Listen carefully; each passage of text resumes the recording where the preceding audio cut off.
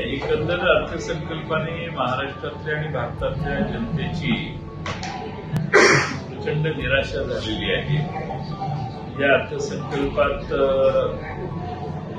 4 pillar आज पहिल्यांदाच मागच्या 10 वर्षाच्या कालखंडात अधोरेखित करण्यात आले.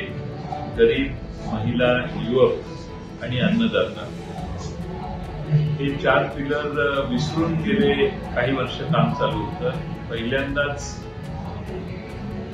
देशाच्या अर्थसंकल्पात, त्याही इंटरिम अर्थसंकल्पात यांचा उल्लेख करण्यात आला. या सगळ्यांना मदत करायची असेल तर महागाई कमी केली पाहिजे, बेरोजगारी कमी केली पाहिजे, पण त्या सर्वांचा उपाय या अर्थसंकल्पात सुचवण्यात आलेला नाही. 25 कोटी लोकांना दारिद्र्यातून बाहेर काढलं असं सांगितलं जातं, पण त्याचबरोबर 80 कोटी लोकांना मोफत रेशनचं धान्य देण्याची घोषणा केली जाते. त्याचबरोबर आजही जगात सर्वात जास्त गरिबी ही आपल्या देशात आहे, नाकारता येणार नाही.